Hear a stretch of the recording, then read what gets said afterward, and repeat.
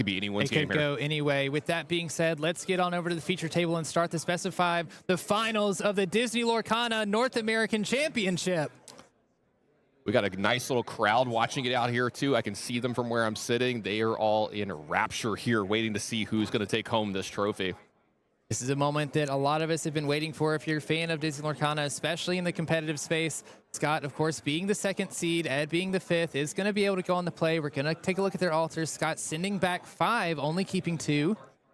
And I love that you just said that, too, because that's another thing we didn't talk about. This is a culmination of a long year for a lot of these guys that have put in a lot of time and effort. Edmond playing a lot of events, Scott playing a lot of events, putting in a lot of blood, sweat, and tears to get to this moment.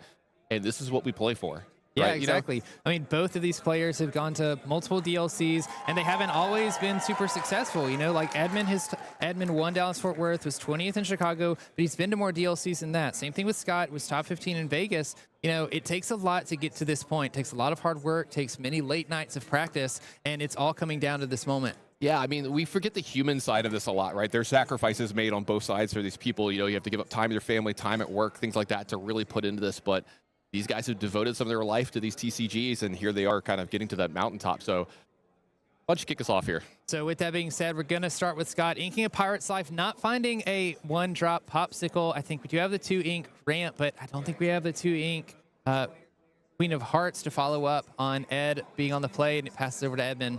Yeah, and he said that there's no Pawpsicle on turn 1, but very importantly, it looks like there is going to be that ramp on turn 2. If he can't keep up in card quality, and quantity with Edmond, maybe he can start playing some more impressive cards, maybe start getting some of those 7, 8, and 9 drops in before Edmond gets to his 5th.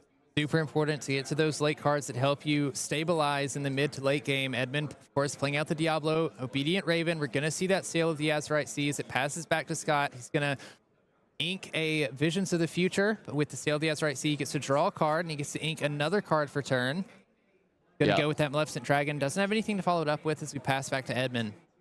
Yeah, a lot of the big expensive cards, and one of the cards that could be pretty impactful here is a Hiram for Scott here. No items just yet, though. We do see the Flynn Rider come into play, though. This could be huge for Edmond here if we have the Sisu to follow up with it, especially since Scott hasn't been able to find any characters to challenge this Flynn and its strength. Yeah, and that's actually a really good point here. Flynn Rider, a card that had kind of fallen not completely out of favor, but we've seen people shaving down to like 3 and 2 in some of their lists.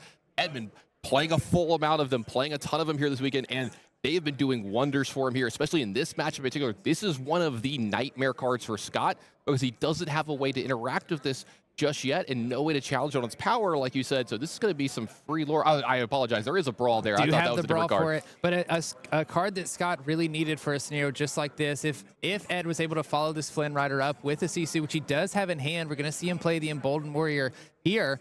It does look, you know, it would have been difficult for Scott to come back from this. Edmond could have potentially gained 3 lore per turn due to that Flynn. So Brawl, very important card in this matchup as we come over to Scott. No item picked up just yet either for Scott. So you see that he's got that Hiram in his hand, but it's kind of just stranded there. You don't want to get 0 value off this card when you play it. And a big thing that happens in this matchup is you ever get to quest with the Hiram, that's actually starting to pull you a little far ahead as well. Yeah, we do see the Visions of Future being played. 5 cards off the top, 1 in hand. I did see a Pawpsicle in that 5. Interested to see what we picked up. It was the Pawpsicle, so we can utilize this Hiram on the next turn. Yeah, I love this from Scott, picking up Pawpsicle here. A lot of more expensive, maybe more powerful cards in those 5, but he understands the contexture of his hand. This Hiram here is going to be very important in this game. He's going to need to get a couple of extra cards to keep up with Edmond as this game goes on. Also, he wants to find a couple more inkables as well. You see a couple of the big drops late in his hand that aren't inkable. You don't want to get rid of this Visions if you don't have to just yet, because it'll help you find more things like it is right here. So definitely like this play from Scott. A lot of cheap cards off of this Vision. Pawpsicle, Ice Block, Sail the Azurite Sea, and 2 Tipo. We're going to take the Pawpsicle. Some more things to feed this Hiram potentially. One thing I noticed, though, looking over at Edmond's hand when he was flicking through it earlier, he also has a Brawl. You've mentioned, Tannen, how important this Hiram can be in this matchup, especially if he lasts long enough to quest and banish another item, drawing 2 cards. As long as Edmond has Brawl in hand, that's going to be an immediate answer to this Hiram. Really, really good call. Another important card in this matchup, Merlin Rabbit played for Edmond Chiu here. It's going to draw an extra card, and if he wants... He's going to need to kind of protect those if he can a little bit in this matchup. He's not always going to be able to do that, but I do see a way to bounce one back to his hand and a second copy as well that should be able to help. Back over to Scott. We've got a Hiram drawing 2 cards off the Pawpsicle here. How far I'll go got picked up as well, possibly something that could be sung later to get some value if we don't have another Pawpsicle, but we do here off that second Visions from last turn. Yeah, now, Super important for Scott here to fill his hand, especially moving into this mid to late game. Ruby Sapphire really wants to extend the game against Ruby Amethyst because when you play the attrition game, Ruby Sapphire is the one that's going to win, especially since Edmond hasn't really been able to gain too much more. We do see the brawl come out for Edmond, though, banishing this Hiram as he quests with everything on board, pushing his lead. Really impactful play here in this matchup. Like I said, you never want to let them quest with the Hiram if you can avoid it. You can't stop them getting the first 2 cards off it when they play it and pick something off. He draws a Hiram off the top here as well. See if he ends up playing this. We also have access to How Far I'll Go, but I feel like having that Hiram to potentially continue to draw cards can be pretty impactful. Right now, Scott really needs to start taking damage control over Edmond's side of the board, though. He's all the way up to 9 lore. That Rabbit, Sisu, and Diablo in play. You can't let an Amethyst deck get too close to 20, or else they're able to close it out through cards like Merlin Goat, which you see at least one of in Edmond's hand right here. Of course, Scott is one. He could ink up to 7. Does look like he might be inking this Hiram to play this Be Prepared here, and I don't hate this. Like you said, I think you just want to slow Edmond down. He is going to get 2 extra cards off this from the Diablo and the Merlin Rabbit going away, and this is why you see that Edmond's deck can cause problems. He's never going to run out of resources in this matchup. Generally, when you get a 3-for-1 off Be Prepared, your opponent's not going to have a lot of cards left over as your red-blue, and Edmond actually has more than Scott does at this point. It's one thing we've seen all weekend long in these Amethyst decks. You know, Genie has been the talk of the town for Azurite Sea, but these Rabbits and Diablos specifically have played such a vital role combating these Ruby decks because when they play those Be Prepared, when they play those Sisus, if your Rabbit and your Diablo were played and didn't get to quest, they at least replace themselves so that you're able to follow back up.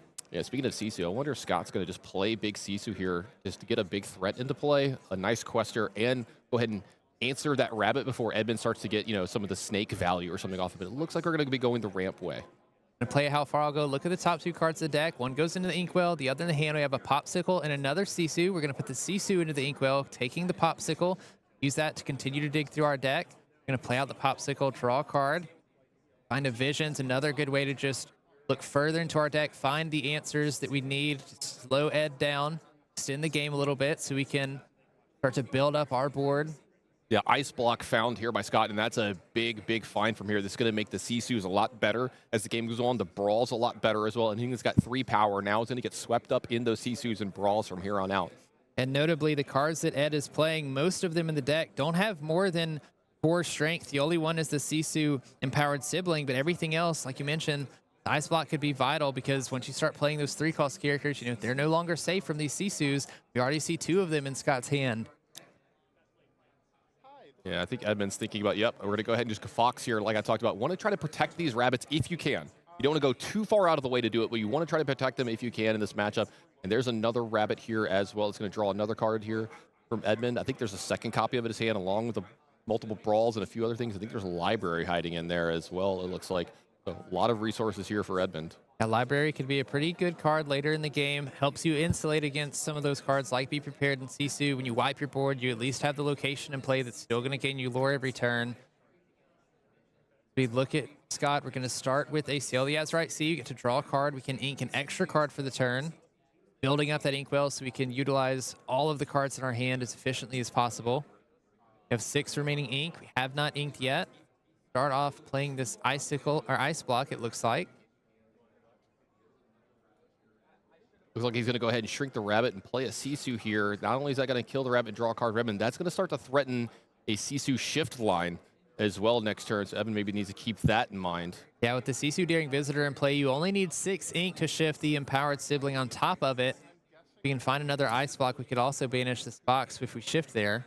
So there's a couple things here. He already has a Friends from the Other Side here, and he already has some Brawls. Now, Sisu, the small one, not the best Brawl target, but it does play multiple things here. Not only does it keep the big Sisus from coming out, but it makes your Lady Tremaines better as well. And that's a big thing in this matchup. Since Edmond has 4 Lady Tremaine in this matchup, he wants to try to remove the Hirams, remove the smaller characters like Sisu off the board so that they're as impactful as possible as the game goes on. Because I think you see one right in the front that he drew here this turn. Yeah, he has 2 of those beautiful enchanted Lady Tremaines in hand, and you called it perfectly there, Tannen. Got rid of the Sisu so that Scott couldn't shift the Sisu on top of it. Saving those Lady Tremaines for those larger characters like Sisu, like Maui Half Shark, Tamatoa that we might see later on. We talked about shifting here. I wonder if there's a chance that Scott is supposed to not shift the Sisus on some of these turns if he has the small one in play, just to make sure that he has a second character play and even play around those Lady Tremaines, because this is an open deck list part of the tournament. He knows Edmond has 4 Lady Tremaines. Definitely a heads-up play, something both of these players, I imagine, have to be thinking about, knowing each other's deck lists. We are going to see a Hiram come into play, banishing a Pawpsicle for Scott, drawing 2 cards. Excuse me. And then after that, a Grammatala, looking at the top 2, one in hand, the other on the bottom.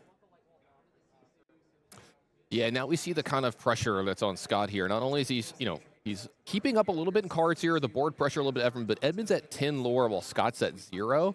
And generally, Scott has to answer what Edmond's doing. So it's hard for him to be doing answering and questing at the same time and keeping up with Edmond. And as the game goes longer, the longer we go, you have to start worrying about, some of the goats and some of the bounce stuff with that. So Edmond can start accruing lore without ever having to quest with some of these cards. So if he gets to too high of a total, you have to start really worrying. You start to get to 14, 15, 16. You can lose the game without Edmond ever questing again from that spot. Absolutely right. That's where these Amethyst decks shine. You're going to see Edmond play a rabbit here, drawing a card as it enters play.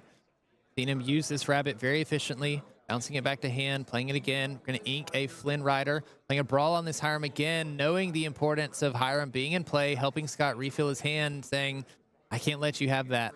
Speaking of refilling his hand, too, this library is in play. Red-blue deck not super great at getting rid of this library. They have some Mauis that can do that, but this leaves something in play that'll be able to be there after Be Prepared, after Sisu's, and draw you some extra cards and keep the gas coming for Edmond and keep this game going the way that he wants to. Edmond, I think, has found this game's going exactly how he wants to do it with this 12-0 Lord lead. Yeah, I mean, one thing that we've seen Edmond do fantastically throughout this weekend is utilize this library in this way where you play it out, but you also play out cards that have to be answered by the opponent. So the library kind of goes by the wayside, but that one lore, if you leave it out for a couple turns, that thing will gain 4, 5, 6 lore over the course of a game, sometimes even more. And just like you mentioned earlier with these Amethyst decks, having access to cards like Merlin Goat, which are going to gain lore as soon as they enter play and leave play, all Ed needs to do is get close enough to 20 and have something like a Goat bounce in hand. Yeah, but you see it starting to kind of get to Scott here a little bit. You can see the pressure mounting on his face. He's got some sweeper effects. He's got a few things. It looks like this is just going to be a dragon. And yeah, you can see he's like, I guess I'll hit this. And then the grandma is going to start working on the library. That sounds like something a really nice grandma would do, right? Grandma Tala is just going to the library, taking some books out. The Maleficent Dragon, a great card for answering locations. Of course, when it's played, it banishes another character, but also that 7 strength means it's going to do a lot of damage to any locations that Ed decides to play. Ed already up to 13 here, too, off that lore from the library this turn, getting close to the finish line here in the game 1. Now, I like to remind everybody this is a best of 5 here in the finals. I think there's 2 Be Prepareds in Ed's hand as well. Yeah. Having this location in play means that if we do play something like a Be Prepared, the location sticks around, makes it even tougher to deal with. Yeah, and so this is an interesting play line here from Ed. He's going to run the Diablo into the grandma, get 2 cards off of it since it's at the library. Now he's going to use a fox. You have to pick up the Merlin Rabbit, draw an extra card from here. This is going to be able to pick off the grandma, and I believe if we ink this turn, we'll have 6 and be able to Lady Tremaine down this dragon. So this is a very clean turn from Edmond here. Yep. You can see the power of Lady Tremaine. Just such a unique card that Edmond has brought in instead of the Madame Medusas. When we talk about the ladies in red, Madame Medusa, Lady Tremaine, a lot of times people are playing a couple copies of each, but Ed choosing instead to only play the 4 Lady Tremaine instead. I like how Rebecca puts it, the ladies in chairs. Yes, the ladies in chairs. I know Baker, if Baker's listening over in EU, he's going to get mad at us because I don't think Medusa's actually on a chair. I don't care. I like that ladies in looks like chair. a chair to me right there. Tremaine's in a chair. I don't think Medusa's in a chair. Yeah, whatever. But Baker could get over it, okay? We are going to see a Sisu empowered sibling coming into play. 5 strength, 4 willpower character with 3 lore. It's going to make it so Scott can maybe start questing, but Ed all the way up to 15 already. Scott does have access to a card like Pirate's Life. It's not in hand, but something we might need to find to start pulling this lore lead back from Edmond. Yeah, another Lady Tremaine here to see why Ed chose this version of the deck with 4 of this card. So good against red-blue because we see so many games where a dragon or a Sisu or a Tamatoa start to bring it home, and it's the only character they have in play. These Lady Tremaines have been doing so much work for him all weekend, and you're seeing it again here in the finals. Looks like Scott is going to ice block this Lady Tremaine so that we can play another Sisu empowered sibling, banishing both of those characters. Of course, Sisu banishes all characters on your opponent's side of the board with 2 strength or less. Scott has a lot of ink, has to use all of it for the Sisu. We only have 2 inkable cards in hand. One's a Tipo, the other's a Maui Half Shark, it looks like. Yeah, I think I see, what is it? Tipo, Maui Half Shark, Be Prepared, How Far I'll Go. And Can't is tell with that the other one. Small Sisu? Might think be that might be small Sisu. Is uninkable. Gonna Yeah. pass it on over to Ed. Gonna draw for turn. Does Ed have another answer for the Sisu? Does he have another Lady Tremaine? It does look like he does. Finds another Lady Tremaine, banishes the Sisu. Again, doing everything he can to keep characters off of Scott's side of the board so that this library can stay in play. I think that's an absolutely great point. You're going to see these last 2 ink are going to move these characters over to El Biblioteca here. This library is so impactful in this matchup. Edmond doing everything he can to make sure it stays in play as long as possible, and he keeps the cards coming. I think Ed's going to go through 40 cards a game here in these. He definitely might. These Amethyst decks are the best of any ink for drawing cards, in my opinion. They replace themselves. A lot of cards like Merlin Rabbit when interplay draw you cards. We are going to see a Be Prepared by Scott here, banishing the Lady Tremaine and the Sisu. Edmond shows the goats. Shows a goat, a way to bounce it, and since he's already at 18, that's going to be game 1, a pretty easy victory over to Ed. And I want to point out something that happened in this game, and this is one of the reasons why. All right, Ed having taken that game means that Scott will be on the play this turn. We're going to take a look at their hands. Scott doesn't have a 1-drop in hand. Yeah, I think this is a pure 7. Back a whole yeah. 7. I was supposed to say, we're going to see a 7 from Scott here. Needs to find some early plays.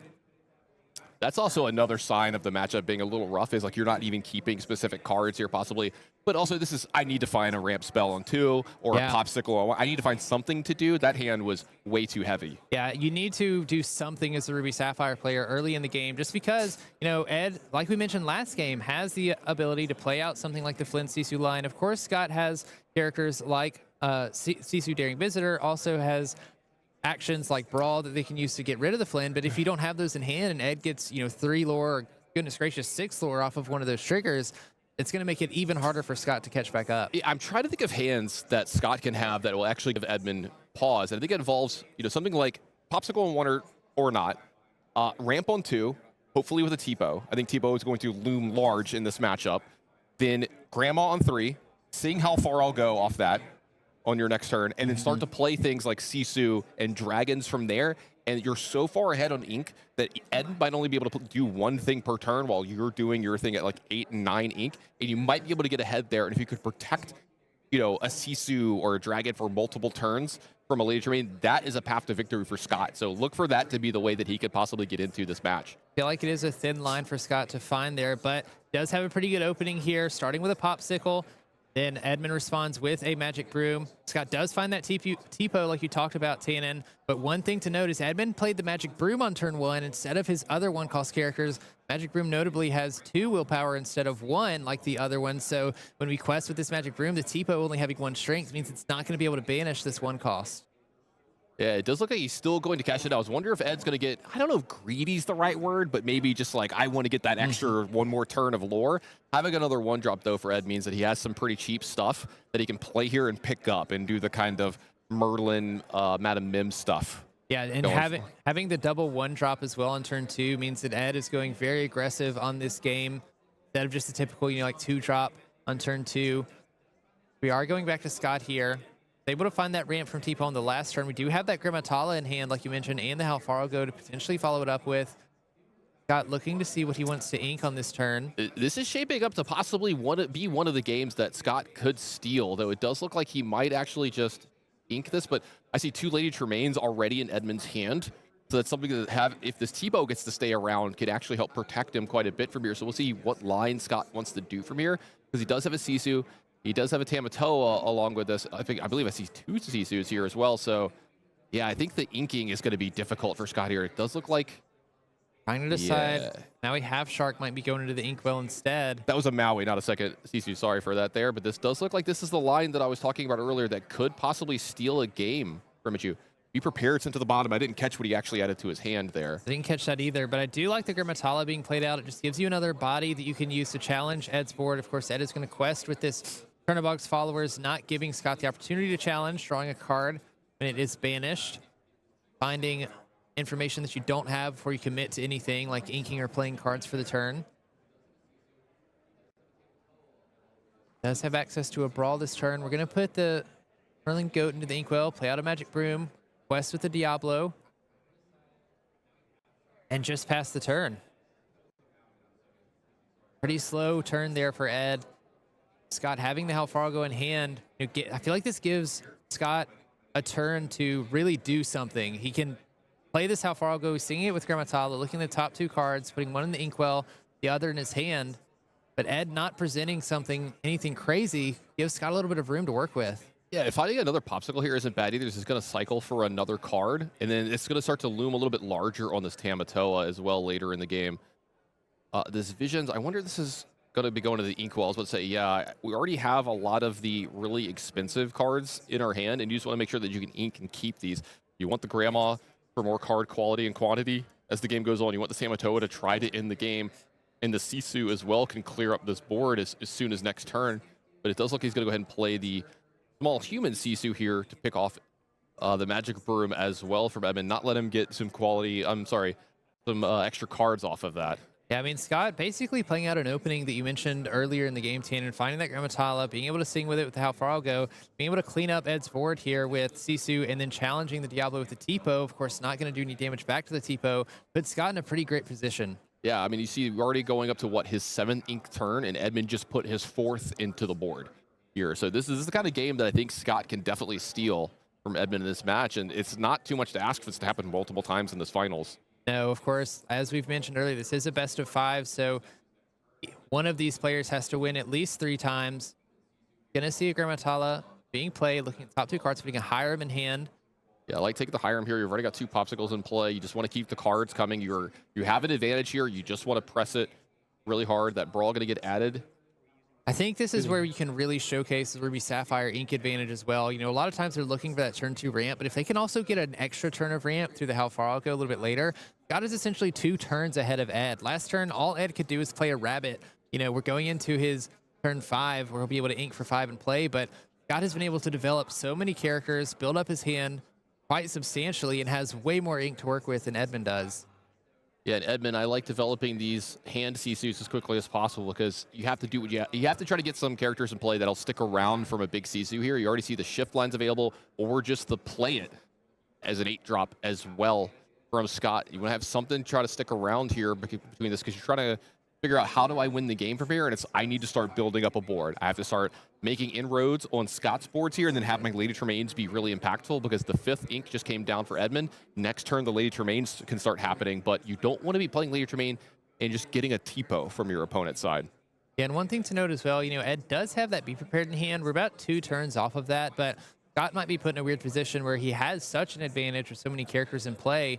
You know, you don't want to overcommit to the board so that once that eventually comes around, Edmond can answer, especially if as Edmond is playing characters like Sisu that he can use to sort of keep your board a little bit more narrow, sort of fight for lore and board space as well.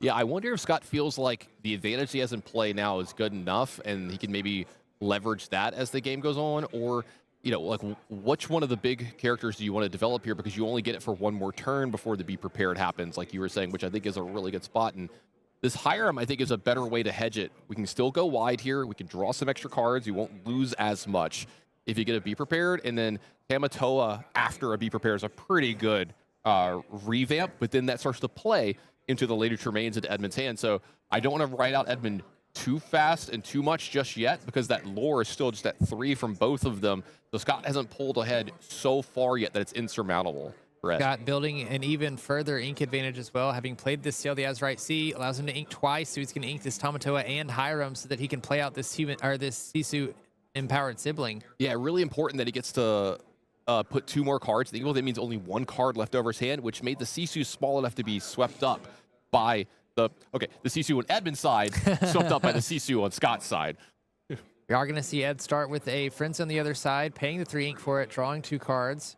Hasn't inked for the turn, has quite a few cards in hand, but that Sisu is pretty big for Scott here, so Ed not being able to develop anything. And this is the biggest telegraphed Be Prepared I've ever seen. You know, Scott immediately is going to quest and probably just pass right back to Edmond. Yep, there we go.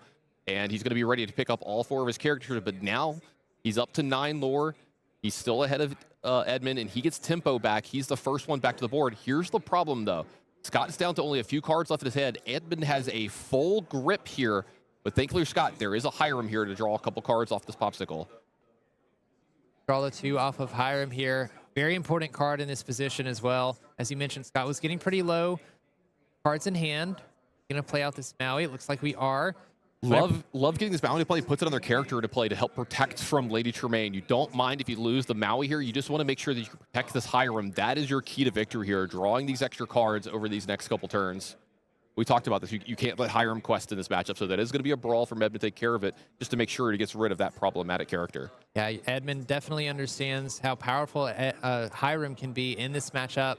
And not too afraid to take things a little bit slow, you know, keeping cards in hand, not exactly developing the board in hand. We're going to see that. Oh, no, I think we're a little bit further behind. So this is the Tamatoa that comes into play. Going to bring back that Popsicle. Draw a card for turn when we play the Popsicle. All right, looks like we're about to... This is about right where we were. So this Tamatoa is going to be causing problems for Edmond because one of his main interests is Lady Tremaine. But as you see, that Maui is sitting there and causing problems for that. Yeah, one thing that Scott is doing really well here, as you mentioned before, Tannen, you know, keeping 2 characters in play, not allowing Edmond to play those Lady Tremaines that he has access to with the Maui in play means we can't very easily get rid of this Tamatoa outside of something like a Maleficent Dragon. Of course, Edmond not playing any of those Maleficent Dragons, and it's going to be difficult for him to answer. You see Edmond playing the rabbit, bounce with fox rabbit play here, probably digging for Be Prepared, one of the cleanest and easiest ways for him to get out of the spot that's going to be rough. I think we've played 1 so far this game. I was about to say, I think we've only played 1 Be Prepared. Ed is playing 4 of them, so plenty of the deck to still find. Yeah, 3 more to find. I think he can survive 1 activation of Tamatoa here. If Scott gets to make a second quest of Tamatoa, I think it's going to be really rough for Edmond to get out of this game. Definitely going to be tough, especially since Tamatoa can bring an item card back from the discard. So I'm not sure if we have any in there yet, but we can always put a Popsicle in there ourselves and then bring it back. We're going to start with Sail the Azurite Sea, just to draw a card, give Scott the opportunity to ink a second card for turn if he wants to. We haven't inked a card for turn yet. Scott has a pretty decent hand size, 4 or 5 cards in hand, it looks like. We have a Maleficent Dragon in there, Sisu. Can't quite tell what some of the others are. That might be a Vitalisphere. Would be good to get more items in play for this Tamatoa. Play Grammatala, look at the top 2, see what we can find. I think I saw Brawl was one of them. I'm not sure on the other one. The Vitalisphere in hand. Not sure what Scott took there. Yeah, it was a Brawl. I see it in the back of the hand. We're going to see that Vitalisphere in play. We're going to banish the Popsicle so that we can quest with Tamatoa. He's going to gain 3 lore, bring the Popsicle back into hand. You can play it and draw another card for turn. This is the power of Tamatoa at play. Yeah, I'm wondering if the lore counts are correct here, because I felt like Scott was lower. I'm not 100%, but we'll just go with what's on the screen. Looks like Scott is at 18, so that means if Edmond can't stop what's in play for him, this would be Scott taking game 2. Yeah, Ed really needs something like Be Prepared here. Gonna ink up Madam and Fox. He does have the Be Prepared, so the Tamatoa is gonna be banished along with everything else, delaying the game an extra turn. Edmond forgot to quest with his Fox there, kind of lamenting that play from himself. Gonna follow it up with a Library. Pretty good play here. He is gonna play the Pirate's Life, and Scott's gonna take game 2. Yeah, so exactly how we kind of drew it up a little bit before the games. We're talking about how does Scott win a match here in this finals, being such at a disadvantage with the build. All right, Ed will be on the play for this turn. We're going to take a quick look at both players' initial hands. Be Prepared in Ed's hand, also a Sisu 1-drop as well. And the Flynn. Might not be the best, though. A couple times he's played through that Flynn. Scott has had the Brawl to answer it. Looks like Ed is only sending 3 cards back. Looks like a full 5 for Scott here. I saw a Sail the Azurite Sea was kept. I didn't see that one. Maybe it was an Ice Block. Maybe an item. I didn't necessarily see it, but that's a really good card in this matchup. Really impactful for Scott. He's going to be able to pick off almost, you talked about this, almost every character is pretty susceptible to Ice Block, making it brawlable. All right, we're going to get into this game 3. Ed's going to start with inking a Magic Broom, going into a turn of Box Followers for turn 1, and then passing the turn to Scott. We'll see if he has turn 1 play. I do see an Ice Block in hand. Gonna ink a Maleficent Dragon. We'll see that Ice Block played. Must not have had the Popsicle. Looks like he doesn't. Did see that Sail the Azurite Sea, like you mentioned, Tannen, so he does have the turn 2 ramp, but we do see the Flynn Rider come out, so Scott is gonna need to contest this soon.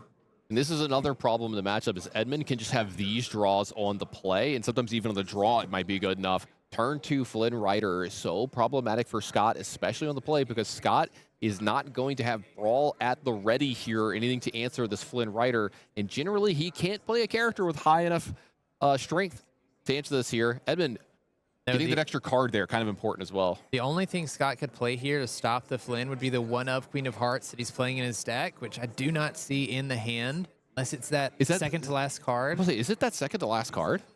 That's the case. He will have the 1-of card he needs to stop this. I think it is. Oh, he's exerting the 2. He does have it. He has it to stop the Flynn for the turn. What a huge play for Scott here. And like you said, I think you talked about this in one of his other matches where he forgoes sailing the Azurite Sea just to make sure that this extra lore isn't given up that fast. Now, here's the other problem. The hand Sisu is for sure going to have the highest strength going forward. Yeah, luckily Scott does have the Brawl for this situation. Doesn't even need it. He has the Sisu with the Ice Block to reduce the Flynn down to 1 strength so that you can get that Sisu trigger, banishing it. This is another one of the hands that could possibly get it done here, Brandon. We see how far I'll go behind this. We see some Mauis. We see another Ice Block. We see a Brawl. These can probably take care of what Edmond Chiu's got in play enough over the next few turns to possibly get him into the late game here. We are going to see Ed refill his hand a little bit, singing Friends on the other side with this Sisu Emboldened Warrior, then inking for the turn, playing out this Merlin Goat, gaining a lore as it enters play. Move on to Scott's turn. Does have that How Far I'll Go, as you mentioned, Tannen.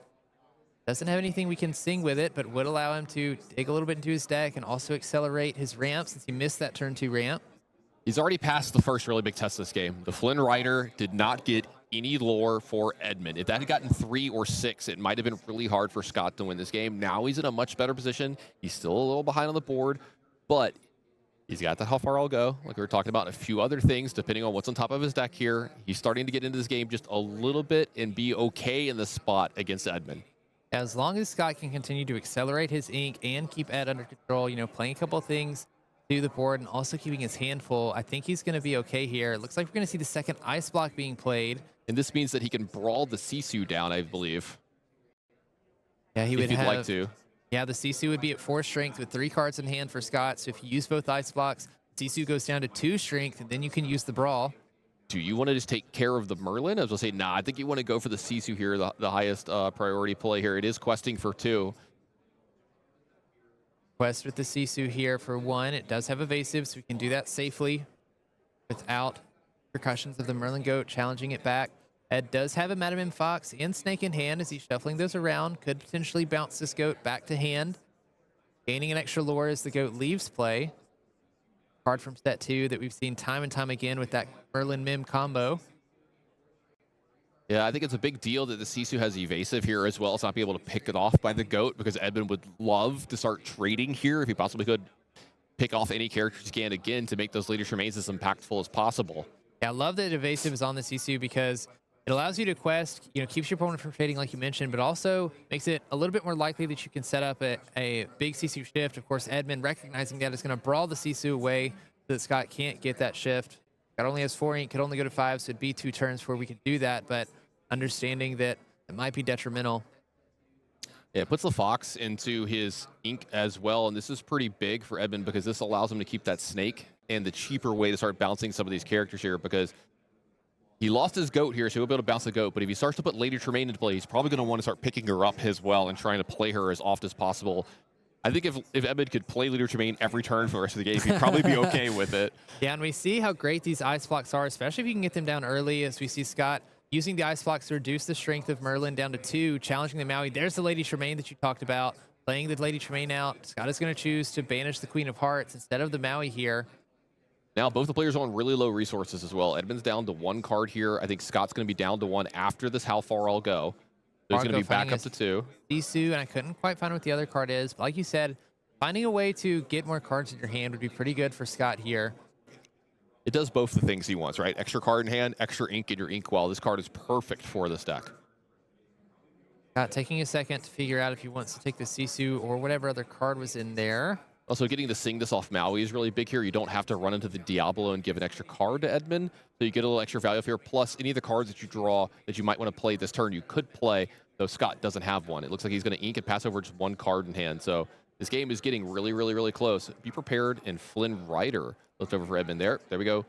I love this from Ed. Keep the board as clean as possible. That is operation number 1. That's what we need to do in all the turns. Especially since we're a little low on cards for Ed here, only having to be prepared in the Flynn. We're going to play out the Flynn, more or less to just get a body out here, another character that can gain lore. Of course, the Diablo with 0 strength is not going to help the Flynn trigger anything, but it does force Scott to play a character to combat the Flynn. I think we're going to see some big haymakers back and forth here. Little Sisu is going to clean this up, draw an extra card for Edmond off the Diablo, but I wonder if, depending on what Ed gets, if he doesn't get a Lady Tremaine here, I believe we might just have to say. I think I saw Lady Tremaine and a Brawl. Yeah, so maybe trying to get a little extra value off this Be Prepared. Sisu that Edmond drew, not a Lady Tremaine. Can't use that Sisu to banish the other one. Finding a rabbit, not a terrible draw. A card you can play, draw another card. Are going to see Edmond do that. Finding a library. And maybe wanting a little more value off of his Be Prepared here. Brawl into library is pretty nice here. That can survive a Sisu hit. So that's going to be pretty nice over the next couple turns. Edmond already at 7 ink. Next turn, he would be able to move the rabbit over the library before the Be Prepared here, draw an extra card for his troubles. Yeah, this is an interesting play, too, because Scott understands that Edmond is at an ink total for that. Has to consider challenging into this library, because if Edmond plays the Be Prepared, wipes everything from the board that Scott potentially plays this turn, and the library's left undamaged, we're going to see what happened in game 1 with this library gaining lore over and over. I think these are really good points from you, because this highlights another problem in the matchup that Scott has. He has to respect Be Prepared at all times. So even if Edmond doesn't have it, Scott has to play around it in certain spots, and you get value of having the card from, even if you don't have the card, you can get a lot of value of it there because he has to play around it so much. So you see him hesitating in the spot. Do I want to add another character to the board? Do I want to give up a 2-for-1 here? Possibly a 3-for-1 or 4-for-1, because the characters the player are going to draw cards off this library as well. It's a really hard spot for him to be in. Yeah, it's one of the reasons that I love library so much. Looks like we are a little bit ahead in the game, having the rabbit being brought to the library. Maui Half Shark is coming to play along with the Lady Tremaine. Do we have a way to bounce the Lady Tremaine and answer this Maui here? This is a card that is very, very scary to have in play. It means Edmond probably can't quest while this is in play. Also, something to note with that 5 damage on the library, it does look like Scott decided to challenge the library with the Sisu. I think then Edmond, on his next turn, played the Lady Tremaine to banish the Sisu. Now we're here with the Maui Half Shark. Edmond with a big Sisu, Be Prepared, and I believe a rabbit in his hand here are the cards. How does he want to play it from here? He does have 7, so he could Be Prepared, draw 2 extra cards here. Does he want to ink and draw the 3rd one by moving the lady over? We'll see.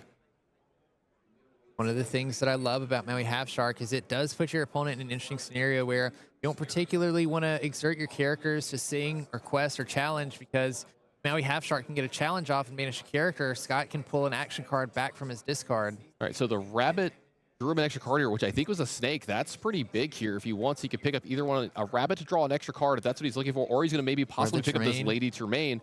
With this rabbit leaving, he's going to draw an extra card as well. This is kind of baiting Scott a little bit. Hey, you might need to advance your board here a little bit. You might need to put some more stuff in here. This allows him to quest a little bit, not get challenged by the Maui as well. That can be really important here. You don't want to let the Maui do that too much if you can avoid it. Ed moving the Lady Tremaine to the library and questing with it. That way that at least if it is challenged by the Maui Half Shark and banished, Ed will get a card off of the deal. Do see a Pirate's Life in hand, Tamatoa, and Hiram for Scott here. I think Brawl, How Far I'll Go is what's in the discard pile for Scott that he could possibly get back here as well. So How Far I'll Go could be big. Ramping also allowing you to dig through the deck a little. You have these ice blocks in play we could use to play Hiram and draw some cards. We're going to use an ice block to reduce the strength of Lady Tremaine. Play that Hiram, draw 2 cards. Find a Sisu and a dragon. This could be big. Wow, Scott's hand is really, really powerful from this spot. And we also, that Maleficent Dragon could be huge here. Edmond leaves a card like Lady Tremaine in play. Ever gets a Sisu out, we have the answer for it immediately. Yeah, this is interesting. I like being able to quest with the characters that are at the library, because it's kind of daring Maui. Like, right, you get your You'll get your action back, but I'm going to get a whole nother card back, and then the library is still here. We see how much Scott respects the potential be prepared from Edmond here, because instead of challenging this Lady Tremaine and pulling back an action on that turn, he instead understands that I have to get rid of this location, because if Ed decides to be prepared this board, wouldn't be a terrible be prepared on his part, then I'm going to be left with an empty board, and he's going to still have the library. Not to mention, with this quest up, Edmond's up to 16. He is now showing I've got enough to win the game from here. Scott, though, like you said, he's got this Maui. He's got a Pirate's Life in his hand. He's got other things in his discard pile. Maybe he can cobble it together here, though. The Dragon is the only removal he's got here, so he could maybe take care of 2 characters this turn from Edmond. Yeah, that Sisu Empowered Sibling sitting on Edmond's side of the board. Quest for 3 total, so... Yeah, maybe that's going to be a good target. Maybe you have to use the Dragon to take care of the Sisu. Use the Maui to take care of, I guess, Lady Probably Tremaine. the Tremaine, because she has 2 lore. Yeah, Lady So Tremaine. we're going to see. We're going to do the Ice Block, challenging the Lady Tremaine so that we only do 2. She only does 2 damage to the Maui Half Shark. What are we going to bring back from the discard? Looks like how far I'll go. Yep. Bring back how far we go. We're going to Inca Tipo. Yep, and we're going to see the Maleficent Dragon coming in and banishing Sisu Empowered Sibling. 1 dragon for another. Maui having evasive is really big here, too. Edmond isn't able to challenge into this. Though that Be Prepared is still looming. Still, we're so close for Ed here. We can get up to 18 lore at that point. All we need is a goat bounce, even just a goat in play. Pretty much in this game. A bounce snake with the fox here. 18. Playing the snake, bouncing the rabbit, drawing a card. Yeah, he's just questing here. He's just going to try to end the game as quickly as possible over the next few turns. He's like, it's pretty obvious you don't have a sweeper in this spot. I'm just going to put enough in play to win the game from here, and it's going to be up to you to find it, though we do see a Pirate's Life in Scott's hand. That could possibly be sung this turn by one of his characters and maybe keep him out of this. Edmond's at 18 and is showing 3 in play here. Pirate's Life would reduce Edmond's lore by 2 and gain Scott 2 lore. As you mentioned, we can sing with it, but also we have an Ice Block Sisu combo. We can get rid of the snake and the rabbit on this turn. If we play the Sisu, we're going to see how far I'll go first, looking at the top 2 cards of the deck. Extra lore added here for Scott as well. Don't forget, he's starting to climb up this lore quite a bit. That is true. With every action that we play with this Maui Half Shark in play, he gains an extra lore. We can still have the Pirate's Life play if we sing with the Maleficent here. So just trying to see if we can find anything that might give us a more optimal play in this scenario. Looks like we're going to take a Pawpsicle. Not quite sure what the other card was that went into the Inkwell. I don't know how it works if Maleficent sings a Pirate's Life. A Pirate Dragon might be the scariest thing I've ever heard of. I'd like to have a dragon if I were a pirate, I'll be honest. We're going to play the Pawpsicle, drawing another card. Scott basically just seeing what options he has before he commits to anything. We are going to see the Ice Block being played, and the Sisu come down, banishing the rabbit and the snake. Ed's going to draw a card. And then Pirate's Life is going to get sung off of Maleficent. That's going to gain 3 lore for Scott, take 2 away from Edmonds. Edmonds going to go back down to 16, so Goat doesn't get it done anymore. But this Be Prepared is about to be huge for Edmond Chiu. Yeah, I mean, I'm slamming this Be Prepared if I'm Edmond here. I think he's got 9 ink, could maybe even go up to 10 here this turn, so that means that he's going to be able to advance his board as well. So 17. Great patience from Edmond Chiu. And look, you can see Scott, he's got his hand up already. Yeah, I'm getting ready to get rid of all these cards. Yeah, as soon as you see Ed questing with that fox immediately, you just assume that the Be Prepared is coming. Okay, so I see at least a 1-drop from Edmond Chiu here. There's a Diablo. There is a Goat in his hand. So this will quest him up to 18. Goat will go up to 19. If there is a bounce in Edmond's hand, he has enough to finish the game next turn from Scott, barring anything happening.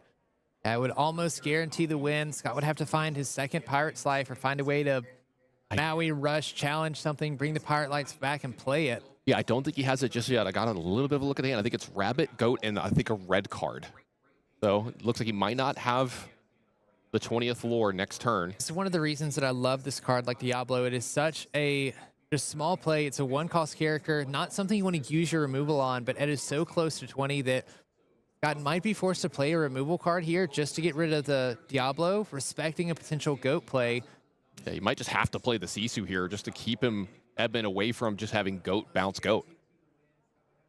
Be Prepared and a Sisu in hand. Either of those we can use. Get rid of this Diablo if that's what Scott really has to do. Fortunately, we can't really use the Grammatala or the Tamatoa this turn and banish the Diablo unless we find something like a Brawl or a little Sisu off of the Grandma. Yeah, with only 8 ink left, he can't double play something here. So I think, yeah, you just spend the most ink possible, play the Sisu, draw a card off Diablo. Was it a way to bounce the Goat multiple times, maybe?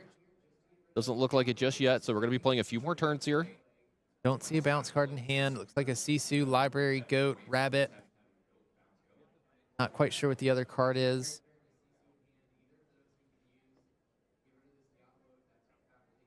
Some really back and forth stuff here between these two guys. I'm absolutely loving this finals. Draw a card, another Sisu. I think this one was affectionately called the hand Sisu. It does quest for 2, though, which is really nice for Edmond here. Yeah, I mean, Ed is just going to force an answer here, and the Library coming after it, knowing that a Be Prepared might be an out if Scott has it, but if he plays the Be Prepared, then the Library might survive for the next turn, gaining that extra lore that we need just to follow it up with a Goat. Then followed up with the Goat, any bounce would still put him into the 20 range here. Edmond doing everything he can to force Scott into having to make some interesting plays to stay alive here. Man, Library has been really, really impressive for Edmond here this week, and I love the build of this deck. So it does look like going to go ahead and sing Be Prepared. That way we don't use any of our ink. We can use all of it for the rest of this turn. We're going to follow that up with a Hiram, banishing a Pawpsicle. Pretty decent draw. We can find some other stuff in our deck that we may need to force Edmond off of game. Another Pirate's Life would be nice. Grandma's going to dig for 2 cards. There's a Hideaway in hand. We can use this to banish or to put the Library into the Inkwell as well. Oh, that's really, really I huge for Scott's Scott. only playing 1. Yeah, only playing 1 Hideaway. This is huge for Scott here. Huge card to find here. Getting rid of the Library, making that Be Prepared play much better. Edmond with a ton of ink and a ton of cards here. 17 lore. Finds the Brawl for the Hiram, getting that out so that Scott can't draw extra cards. That's find a way to delay the game. Really important for Edmond. Edmond's going to put him back into the same situation yet again. Magic Broom and Sisu. 3 lore on board. Have to banish something here. Specifically the Sisu in case if you respect the Goat. We've been through multiple sweepers the last few turns. There is a Pirate's Life in hand. That means we can reduce Edmond's lore by 2. And we can gain 2 this turn if we want to. Putting him off a little bit more. We're going to start with a Vision of the Future, looking at the top 5. Putting Still 1 in hand. Still 8 ink left over for Scott here, too. So he might even be able to do multiple things here this turn, depending on what he gets off his Visions. Because otherwise, I think his hand is just Tamatoa's. What was left over with? It's Tamatoa and is it a Grandma? No, we played the Grandma. I'm not sure what the other one was. Might just be a second copy. Yeah, 2 Tamatoas there. Another Azurite Sea as well. Just going to keep digging before he makes the final decision on what he's going to do. So dig 1 more card deeper. Looks like a Pawpsicle. Got really threading the needle on this match here, finding every way to stay into the game, digging deep, deep, deep into his deck so we can continue to do this. Yeah, Pawpsicle 1 more card deeper. Finds a Hiram. All these cards are inkable, so he can ink something and still play a Pirate's Life.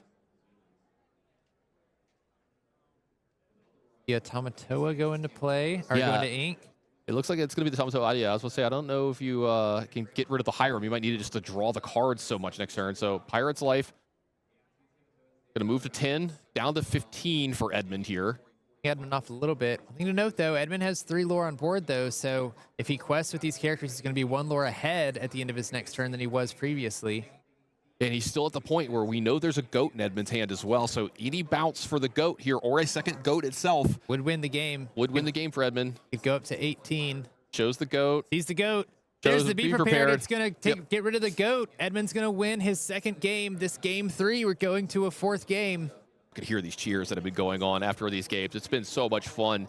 I feel like I'm in like a stadium or something right now. This is awesome. I know there's a huge viewing area out here. I can see tons of people sitting there, a bunch of people standing as well. Brandon, I don't see an empty seat in the house, and the entire area around it is lined. We've got hundreds of players out here watching this. I'd like everybody in the crowd to give yourself a round of applause or a shout. Y'all are awesome. Thanks for watching this with us. Yeah, and everybody in the Twitch chat, let's get some hype going for this finals game. If Ed wins this, he will be the champion. Scott has to win 2 matches in a row in order to come back. Of course, this being the 4th game, Scott is going to get to go first on this game. We're going to get a quick look at these hand altars before we get into this game 4. No, I know you want that game 5. Edmond would like to do anything man. he can do to stop that. I want the game 5. Yeah. And I mean, if we keep going, that's the pattern, right? Ed went first game, or sorry, Scott went first game 1. Ed won. Then it has been going back and forth. So definitely could happen here for Scott. We do see the Pawpsicle in the opening hand. We have a Brawl in there as well. We do find the ramp. We see that Azurite Sea in his hand as well for Scott. This is one of the openers that could possibly get it done. I see that how far we'll go as well. We talk about how important it is for him to just do as good as he possibly, all the best plays he could possibly make for the first couple turns. He might be able to keep up. Ed's going to start inking a Sisu, playing a Magic Broom. Not sure that we have the Flynn in there. Going to start with a Sail the Azurite Sea. Inking a Sail the Azurite Sea. We can ink another card this turn if we want to. It looks like the Maui Half Shark might be going into the inkwell. Passing it back to Edmond. Do we have a way to follow this up? Draws a Friends on the other side for this turn. Going to quest with the Magic Broom. I think we had another Turnbox Followers in there. Yep, we're going to play that. Banish the Broom. Draw a card from the Broom's ability. There's the Snake. Yeah, maybe trying to high roll there, find another 1 or maybe another good 3 for him to really curve out as hard as possible this game. Does he have? I was supposed to say, is that another? Nope. Okay. Fox. We're just going to ink the Fox, pass it back to Scott. He's really good at hiding some of the cards from us on the screen there. I'm about to talk to Edmond after this. Do you have how far it goes so we could play on this turn as well? Pretty good for Scott here. Edmond having such a slow start. You have the ability to play these how far it goes instead of develop towards the board, increasing your ink while also increasing cards in hand. That's what Scott's going to do here. Really, really great point, Brandon, that the fact that, let's say Edmond had played a Flynn Rider here on turn 2. This would be kind of the nightmare scenario because then you would have to use Brawl. You don't get to use how far I'll go. You know, you would have the answer, but this is the best scenario for Scott here. There's only the followers in play. I get to use my entire turn, like how far I'll go, put another card in my inkwell, get another card in my hand. Now I have a humongous ink advantage. I've got almost as many cards as Edmond does, and I'm not under a ton of pressure just yet. This is another game that Scott might be able to steal. Yeah, I mean, already it's only turn 3, and Scott is 2 ink ahead between Sail the Azurite Sea and the How Far I'll Go. Definitely looking good for Scott. Edmond's going to go ahead and quest with the Churnabox Followers, banishing it for its ability, drawing a card, trying to find something to help him get into this game. Do we have a 3-cost card we can play? We do have a library that we could play out this turn for 3. I see a Sisu as well in his hand here, and I think that's what's coming out. That Yeah, okay. Yep. I missed the Sisu. That's going to be a good play. He's good at hiding them. Yeah. Yeah. But the foil cards are super pretty. A little bit difficult to see in the hand sometimes, though. We are going to pass it back to Scott, though. Already can play up to 6 ink this turn. We ink a card. Start by inking a Brawl, it looks like. Oh, Yeah. okay. We're getting this is a Maui Half Shark on turn 4. And this is another spot where Scott can really, really get ahead in a game. If Edmond does not have a way to answer this, and let's be honest, he's only on 4 ink. It's quite a while till he can find a way to answer this Maui Shark. It stops Edmond in his tracks. It's really, really hard. Exactly. He can't quest here just because you'd be getting back how far I'll go. You could even get back Azurite Sea. This Maui is unbelievably impactful when it's in play. You said it best, Shannon. It stops Edmond in his tracks. The only thing he's been able to quest with is the Churnabox Followers and the Magic Broom. And of course, because Maui has evasive, makes for a great singer. We're going to sing How Far I'll Go with this Maui Half Shark. Top 2 cards, 1 in hand, go to the ink. Looks like we're going to put the Visions of the Future in hand, putting the Sisu powered sibling into the inkwell. We're going to play that Visions of the Future. Take 5 cards deep, find another card to put into our hand with the rest on the bottom. Also, lore every single time here for Scott. Yes, you're absolutely right. Every action that gets played because of that Maui ability, you gain an extra lore. Already, Scott has caught up to Edmond in lore total.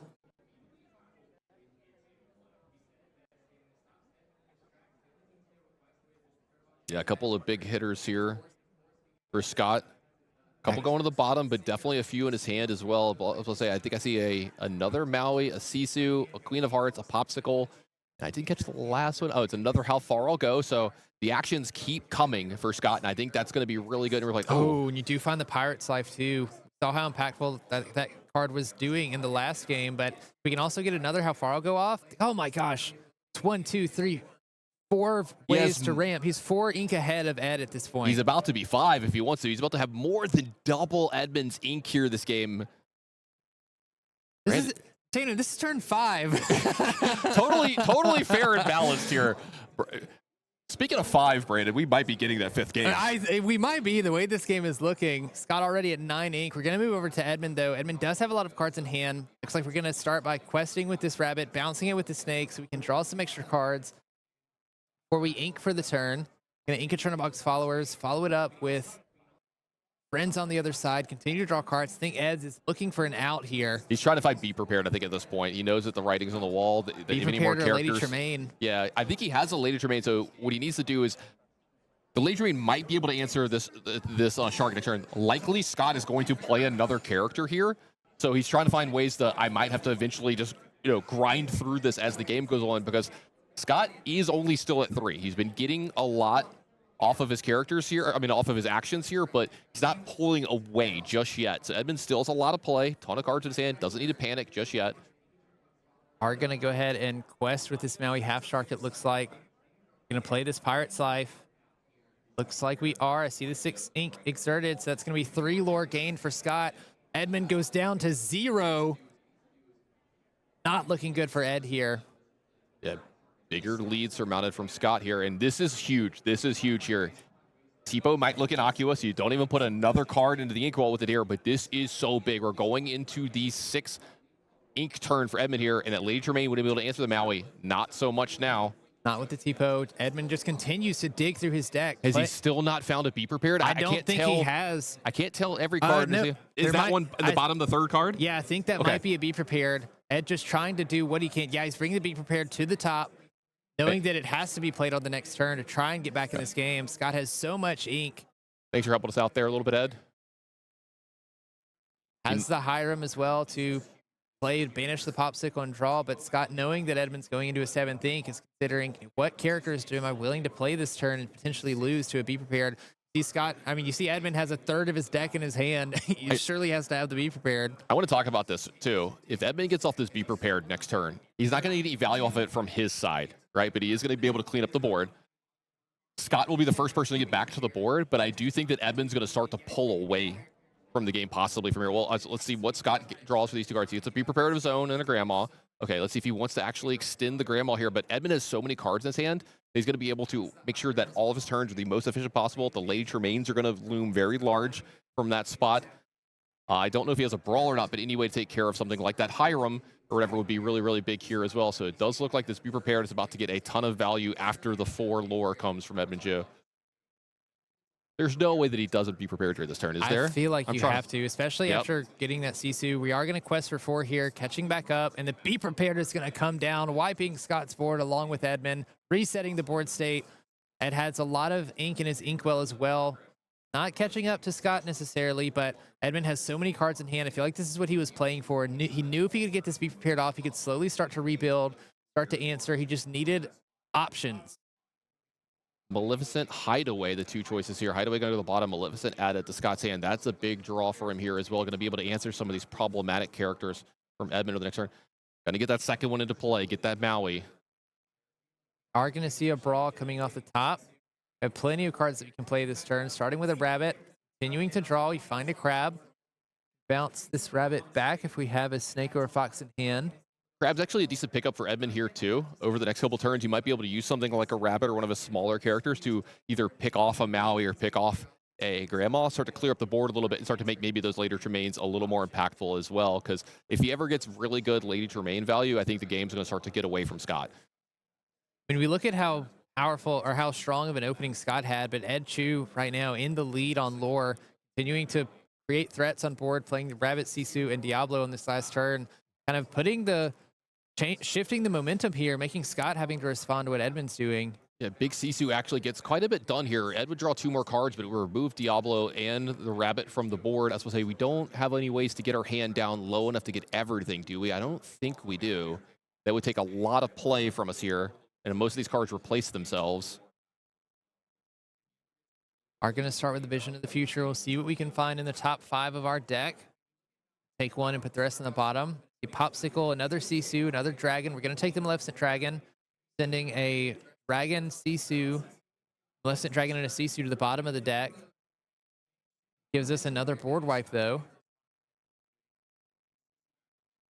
Can still play this Be Prepared if we want. Looks like it might be inking the Maui. Maui into Sisu. That's going to take care of the Rabbit and the Diablo here. It's going to draw 2 more cards for Edmond here. Edmond's starting to get a lot higher on that ink count, and that's going to be good for him at the points where he's going to be able to keep up in number of cards played per turn with Scott, and that's where maybe he can start to get an advantage. Yeah, I mean, one of these things that Amethyst decks do so well is you can continue to play cards out to the board. Sometimes if they survive, they can quest, but if not, a lot of times they'll just replace themselves. So Edmond having so many cards in hand, as he starts to catch up in ink, he's going to be able to continue to apply pressure to Scott, and tides are turning a little bit. Scott's gonna have to continue to stop Ed. Of course, Scott has plenty of characters on board. You know, there's 4 lore between the Sisu and the Grandma for Scott here. I think we're going to see a little bit of degging from Edmond here. Yeah, he's going to draw off the rabbit, draw off the magic broom, because he doesn't have any clean ways to take care of the Sisu just yet. He can take care of the Grandma, maybe even take care of the Maui with a Madam later. A lady, I apologize. But the thing is, Sisu questing for 3 here is actually becoming a problem because Scott is at 10 lore here. Go ahead and ink this Flynn Rider, play a Diablo. Sort of an uncommittal card. Play it out. If it survives, you quest. If not, you get a card. Also, Edmond is going to be really okay with this Maui getting any value in trading here because that means he's going to be able to possibly trade back into the Maui, getting the Lady Tremaines to possibly be better. Edmond trying to contain the board. He wants the board small in this matchup if he can. Yeah, there's a weird balance you have to play when you're going against Edmond's deck where you have the Be Prepared and the CCUs you kind of have to play around for the board wipes, but you also don't want your deck to be, or you don't want your board to be too narrow either for those Lady Tremaines. Yeah, this is what we were talking about earlier. It's like I can play around Be Prepared, I can play around Sisu, but then what if he doesn't have it? Now I'm giving him too much value off a card he doesn't have. But then if I play too much into it, I'm giving him too much value on the card if he does have it. It's a hard problem. It's a hard rope. It's a very tight rope that you have to walk here. And I'm glad Scott's in the seat and I'm not, because I don't know if I could walk that rope. Well, I was about to say, we've seen Scott throughout this match. He's been walking these tight ropes pretty well. You're going to see the Maleficent Dragon being played, banishing the Fox. Yeah, and that Ice Block does a good job here with the 2 cards coming out of hand of letting the Maui stay around here. Do we have another Be Prepared from Edmond? I don't know if he has it in his hand, but if he were to draw off the top here, this would be a really good spot for it. He can maybe get some extra draws off of it too. He can run the Diablo into something. You get an extra card off the top here. Like a Be Prepared here would be really good. Yeah. Rid of the dragons and the Maui. He's playing 4 Be Prepareds. Ed is playing. Could still be prepared here if he drew it, and he has no other way to deal with these 2 dragons. Have a Fox here. We can bounce the Crab, boosting the Merlin Fox. Could challenge and banish the Sisu. Really good point. And Tremaine's just going to take care of one of them anyway. There we go. It's going to take care of the dragon. Yeah, not too bad. Either of these dragons being banished is pretty good for Ed.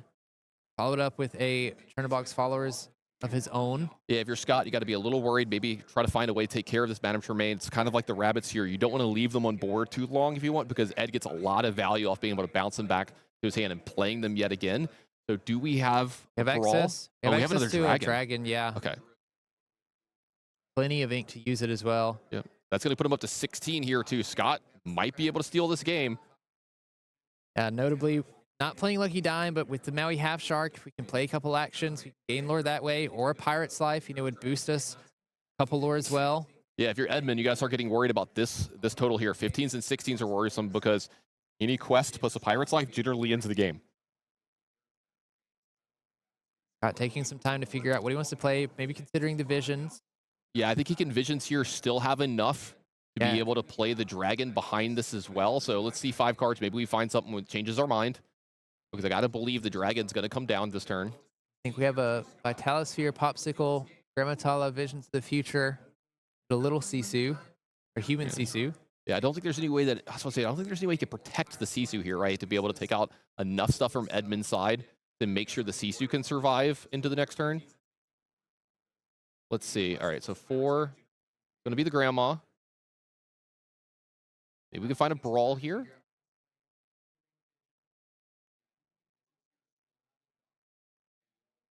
All right, Maui Half Shark. Again, Human Sisu. Maui Half Shark can help close this game out if we can find some action. A really good point. Edmond's lore total pretty irrelevant here, down at 4. Yeah, he has had to do so much work to take care of Scott's board for the majority of this game. Hasn't quite had the opportunity to gain any lore himself. Scott thinking long and hard about this choice. Why these finals matches are untimed. Any mistake could cost these players the game. Like he took the Sisu. Yep. Go ahead and take care of this follower. It's going to take a lore away and a card draw away from Edmond Chiu here. Pass back to Edmond as he's organizing his ink. I believe we have 10 ink available to us, 11 if we ink a card for the turn. Yeah, Fox off the top. Fox pretty good. We could bounce the Lady Tremaine back. Use the Fox to banish the Sisu. Bounce later Tremaine, trade into the Sisu. All right, so go ahead and get the 2 cards. There we go. We found a Be Prepared here. If that's what he wants to do, he's got enough here that he can be prepared, plus possibly develop his board a little bit after this as well. Be Prepared starts to make the Lady Tremaines in his hand a lot more impactful. He doesn't know that there's a Tipo sitting in Scott's hand to possibly protect from that. And Scott has so much ink, likely going to be able to play much anything plus another card on the next turn. So if these Lady Tremaines get slightly worse as the game goes on and Scott continues to build his ink well. I think Edmond's got 10 ink here this turn. I think both Ed and Scott does. And since he's questing here, I've got to believe this means that we're getting a Be Prepared here, or we're either getting some Fox shenanigans here this turn. I wouldn't be surprised if we bounce with the Fox and then replay the Lady Tremaine and force Scott to banish one of his characters. I don't hate that playline except for the fact that Scott is at 16 lore here, and that's what scares me. I don't think I would want to leave anything in play because it also leaves an extra out. If you have a big Sisu onto the small Sisu, that's another 3 immediately as well. Ed's going to play the rabbit, draw a card, get a little bit more information, maybe another option. Still haven't inked for the turn, so do have access to 7 on this turn. Still safely be prepared if we ink a card from our hand.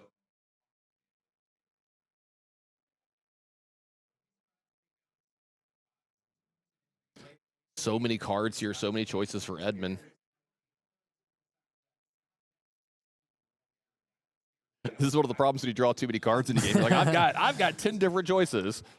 Yeah, thinking out of all the lines, we are gonna play Madam and Fox, bouncing this rabbit so we can draw another card. Picked up a snake here as well. Use the Fox to rush into that Sisu. Yeah, the Brawl is going to take down the small Sisu. Love that play. It takes away a big Sisu shift line from Scott here. So Scott generally can't win the game from here with a Pirate's Life. It would only go up to 19. I don't know if he has enough for Pirate's Life plus Maui Half Shark. I mean, he has a lot of ink. I don't know if he has that much ink. So let's see. I think he has 10 ink available to him, so not quite enough for both of those. All right, a Hiram off the top here can go deeper into the deck.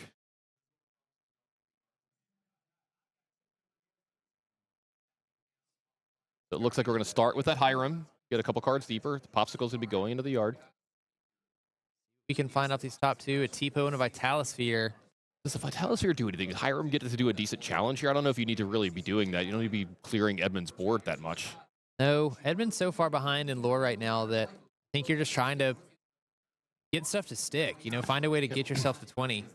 Yeah, I'm wondering, since we got a second Tipo in Scott's hand here, after this quest here, I wonder how many Tipos he's going to be deploying to the board. I think 1 is okay because it helps protect against the Lady Tremaine that we have in play. We know there's got to be some kind of bounce in Edmond's hand. He's got 10 cards in his hand. He's probably got a snake. He's probably got another Fox at this point. But I think at least 1 Tipo really makes sense here from Scott. The second one, maybe not. Maybe you can play the Vitalosphere here, or that's something you might want to keep away from Edmond knowing. But yeah, I was supposed to say, might as well just use the ink while you've got it. It just puts Edmond into a really tough spot. I love just playing 1 of the Tipos here from Scott. Yeah, it puts Ed in a position where you know that Scott don't do anything with this board, can go up to 19 on this next turn. All you would need is a Maui Half Shark and a action like we mentioned. Of course, Scott has the Be Prepared in hand, so you need a cheaper action than that. So Edmond might not even have to use the Be Prepared here this turn. He has a big Sisu. That's going to clean up the Tipo and the Hiram here. Plus, he can challenge into the Grandma, and this way, this keeps a lot of stuff in play for him, and he can maybe start questing very quickly. Though we do see the Be Prepared in Scott's hand that's going to be able to answer this. So we're going to see a lot of back and forth here over the next few turns. Tipo going away when the CC was played. Don't forget the Magic Broom went to the library and then got to draw 2 cards here because of playing another character. Got to banish the Magic Broom, draw the card off that and the library as well. Edmond keeping his hand as flush as possible for the rest of this game. Scott's at 17, does have a few ways to get more out of nowhere, but 17 is a number that Ed can maybe manage from here. He's not immediately going to lose to a Pirate's Life. Also, Edmond insulating himself against something like a Be Prepared, knowing that he's going to be committing some big characters to the board with this library, so that if Scott has to be prepared, we know he does. Yeah, it looks like the library stays around. Scott is going to go with that Be Prepared line, banishing all characters. Yeah, you can see Scott wasn't super happy about using Be Prepared here, but what other line does he really have? You don't really want to put just a dragon into play. You don't want to put just a Tamatoa into play here, and you definitely don't want to play this Tipo just yet.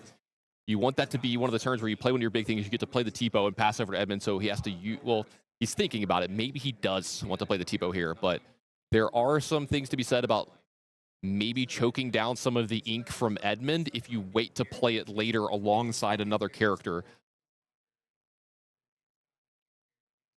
Go back to Ed. Draw a card for turn. Start off with a rabbit. Draw another. See what we can find. Still has a handful of cards. I mean, Ed might get through almost his entire deck this game. Another library. This is going to be tough for Scott to answer. We know he's only playing one hideaway. He's only playing at the bottom of his deck. To the bottom of his deck. He's only playing 2 Mauis. You know, they can come in and rush. Of course, the Vitalisphere can be used to give a character rush. A third library. Oh my gosh. This might put Ed back into the game. If he can survive long enough, keep Scott off of game win. I heard you like books, Brandon. I think Ed likes books. Who doesn't really? The books are great. Back over to Scott. You can see kind of a little frown on his face. This isn't working out the way he wants to. So here comes a dragon, or a Tamatoa, I apologize. It's going to get back a Pawpsicle. Pawpsicle's going to get a card deeper into the deck. Edmond, do you have a way to take care of this Tamatoa? Yeah, you need to answer this Tamatoa with a number of items in play. And he did draw another TPO here, but this is what I was talking about last turn. So important that he has the TPO left over in his hand because he's going to be able to play another TPO here. So Lady Tremaine by itself is not an out. But as we know, Edmond has so many cards in his hand. And look, the body language from Edmond here, I believe he might have this wrapped up. Has a way to get rid of the Tamatoa at least. Yeah, 3 more lore for Edmond here. This game. Oh, he's moving quickly. Questing with the rabbit. We're going to see the Be Prepared. Be Prepared. Be Prepared comes down, getting rid of that Tamatoa. Draw 2 more cards. Going to draw cards. These libraries are going to stay in play. Likely get another 3 lore at the start of Ed's next turn. I think we might be getting close to having a champion here, Brandon. We might. Ed is getting very, very close. Of course, Ed would go up to 15 lore on the next turn, putting him dangerously close to 20. This would be a feat by Edmond coming back from the start that Scott had. Yeah.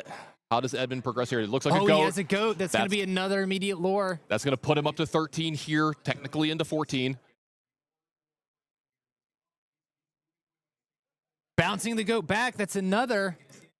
Yeah, I've got to believe Edmond's got this wrapped up next turn here. Over to Scott. He's got these 2 dragons. The goat was saved too. That's a big play by Edmond. He's making sure the goat doesn't get exposed here. This is such a close game, Tannen. Next turn, Ed likely gets up to 17. If we have goat, bounce, goat, would pretty much be it. Scott's going to hire him, draw a card here. I don't know what he can find to possibly keep him out of this. Scott's looking for anything. We know the hideaway's at the bottom of the deck, so that's not going to be able to find that. Only finds Tamatoa, Dragon, and Brawl. That's not going to be particularly helpful. We're going to Ice Block and banish the Snake to get Edmond off of any lore possible. Edmond's ready to show a card. It's a bounce. He has it. Edmond has found his way. He has gone the distance. He is the Disney Lorcana North American champion.